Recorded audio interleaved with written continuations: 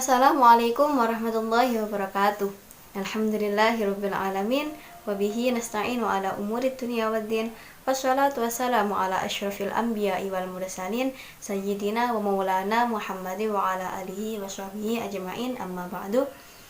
Bertemu lagi dengan saya Latifatul Zahra, mahasiswa baru jurusan Fisika Fakultas Sains dan Teknologi Universitas Islam Negeri Maulana Malik Ibrahim Malang. Di sini saya akan menyelesaikan tugas PBAK fakultas saya, yaitu mereview materi tentang integrasi ilmu eksakta dalam perspektif Islam dan karakter building. Nah, di sini yang pertama yang akan saya sampaikan adalah mengenai integrasi ilmu eksakta dalam perspektif Islam. Berhubung ilmu eksakta masuk dalam kategori sains, di sini saya akan menjelaskan secara global mengenai integrasi ilmu sains dalam perspektif Islam dengan landasan Al-Quran. Tidak dipungkiri bahwasanya kategorisasi ilmu itu dibedakan menjadi dua bagian, yaitu ilmu agama dan ilmu umum. Seolah keduanya adalah sesuatu hal yang berbeda. Padahal Al-Quran memberikan dorongan yang cukup tinggi untuk mengembangkan ilmu-ilmu yang bersumber pada wahyu Allah dan ilmu-ilmu yang bersumber pada penalaran manusia. Ilmu yang bersumber pada wahyu Allah itu jelas Al-Quran, dan ilmu yang bersumber pada penalaran manusia itu dikembangkan secara sistematis, dan ini pada hakikatnya membutuhkan perpaduan antara dua macam ilmu itu yang tentunya akan membawa kepada kemajuan umat manusia. Hal ini tercantum di salah satu ayat Al-Quran, yaitu surat An-Nahl ayat 44 yang berbunyi Bismillahirrahmanirrahim bil bayyinati waz zubur wa anzalna ilaika dzikra litubayyana lin-nasi ma nuzzila ilaihim wa la'allahum yatafakkarun, yang artinya mereka kami utus dengan membawa keterangan-keterangan berupa mukjizat dan kitab-kitab, dan kami turunkan adzikr, yaitu Al-Quran kepadamu, agar engkau menerangkan kepada manusia apa yang telah diturunkan kepada mereka dan agar mereka memikirkannya. Hubungan antara agama dan ilmu sains sangatlah berkaitan. Agama tanpa dukungan sains akan menjadi tidak mengakar pada realitas dan penalaran.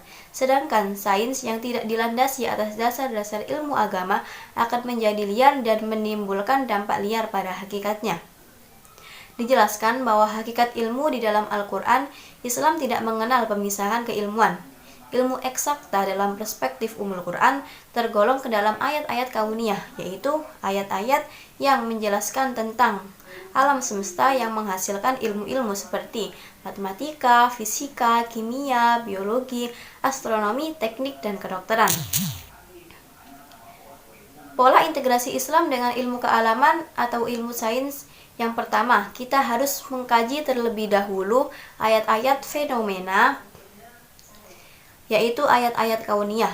Contohnya adalah salah satu ayat Al-Quran surat Az-Zumar ayat 5 yang berbunyi Bismillahirrahmanirrahim. Khalaqas samawati wal arda bil haqq yukawwirul laila 'alan nahari wa yukawwirun nahara 'alal lail wa sakhkharash syamsa wal qamar kullu yajri li ajalin musamma ala huwal azizul ghaffar, yang artinya Dia menciptakan langit dan bumi dengan tujuan yang benar. Dia memasukkan malam atas siang dan memasukkan siang atas malam, dan menundukkan matahari dan bulan. Masing-masing berjalan menurut waktu yang ditentukan. Ingatlah, Dia yang maha mulia dan maha pengampun. Dari ayat tersebut, kita memasuki langkah kedua pola dalam mengintegrasi Islam dengan ilmu sains, yaitu dengan cara menganalisis menggunakan penalaran. Bagaimana sih perubahan siang dan malam itu? Bagaimana pergantian matahari dan bulan? Dan bagaimana bentuk orbit matahari dan bulan sehingga kedua benda tersebut tidak pernah bertabrakan dan tidak pernah keluar dari jalur yang ada. Nah, dari penalaran ini kita memasuki pola ketiga, yaitu munculnya berbagai macam teori tentang hasil penalaran manusia, yang akhirnya muncullah perdebatan mengenai perbedaan penemuan ilmiah seiring dengan perkembangannya penemuan dan teknologi yang mendukungnya. Jadi pada hakikatnya, ayat-ayat tentang fenomena alam di Al-Quran tidak pernah berubah, tetapi hasil penemuan ilmiah sangat mungkin berubah. Itu tadi merupakan review materi tentang integrasi ilmu eksakta dalam perspektif Islam. Selanjutnya saya akan menerangkan atau mereview materi tentang karakter building. Nah, apa sih karakter building itu?